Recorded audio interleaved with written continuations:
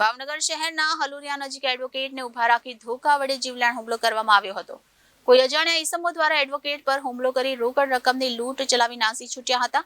ઇજાગ્રસ્ત એડવોકેટને સારવાર અર્થે ભાવનગરની સલટી હોસ્પિટલ ખાતે ખસેડવામાં આવ્યા હતા। હાલ આ બનાવને લઈને પોલીસ ફરિયાદ બાદ પોલીસ દ્વારા આગળની વધુ કાર્યવાહી હાથ ધરવામાં આવી છે। ભાવનગરમાં અવારનવાર હત્યા, લૂંટ અને ચોરી જેવા બનાવો સામે આવતા હોય છે, ત્યાં જીવલેણ હુમલાની ઘટનામાં પણ સતત વધારો થઈ રહ્યો છે અને પોલીસની કામગીરી સામે પણ અનેક સવાલો ઉઠી રહ્યા છે। ત્યાં ભાવનગર એડવોકેટ પર જીવલેણ હુમલો કર્યાની ઘટના પ્રકાશમાં આવી છે। મળતી માહિતી મુજબ ભાવનગર શહેરના હલુરિયા નજીક એડવોકેટને ઉભા રાખી ધોકા વડે જીવલેણ હુમલો કરવામાં આવ્યો હતો। મિતરાજસિંહ પુષ્પરાજસિંહ જાડેજા નામના એડવોકેટ પર હુમલો કરવામાં આવ્યો હતો। કોઈ અજાણ્યા ઈસમો દ્વારા એડવોકેટ પર હુમલો કરી રોકડ રકમની લૂંટ ચલાવી હતી। ઇજાગ્રસ્ત એડવોકેટને સારવાર અર્થે ભાવનગરની સલટી હોસ્પિટલ ખાતે ખસેડવામાં આવ્યા હતા।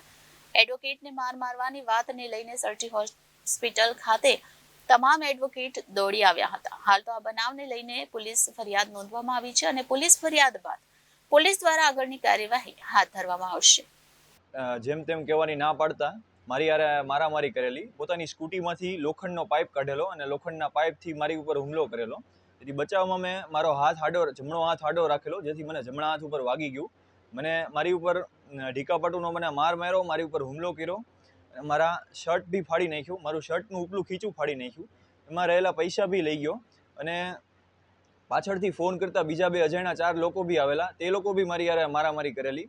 અને બનાવ બનતા ઘણા ઝાઝા લોકો ભેગા થઈ જતા હોય, અમારા કોર્ટ બી બાજુમાં હોય, જેથી વકીલ સાહેબો બી ભેગા થઈ જતા હોય, છતાં બી આ 5 લોકોએ વકીલ સાહેબો ઉપર બી પથ્થરમારો કરેલો અને વકીલ સાહેબો વારે બી ઝઘડો કરેલો છે અને મારામારી કરેલી છે। આવી રીતનો બનાવ બનેલો છે। પૈસા 2000 રૂપિયા હતા, 500ની નોટો હતી 4, શર્ટના ઉપરનું ખીચું ફાડીને લઈ ગયેલા છે। મારું નામ મિતરાજસિંહ પુષ્પજીતસિંહ જાડેજા છે। હું કાળિયાબેડ મુકામે રહું છું। હું વકીલાતનો વ્યવસાય કરું છું।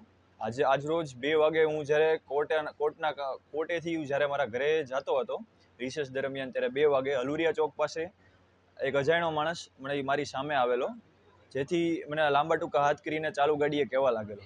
જેથી મેં કીધું કે ભાઈ શું થયું, તો મને કીધું કે ગાડી સાઈડમાં રાખો, જેથી મેં ગાડી સાઈડમાં રાખી હલુરિયા સર્કલે। ત્યાં જઈને મને જેમ ફાવે તેમ કહેવા લાગ્યો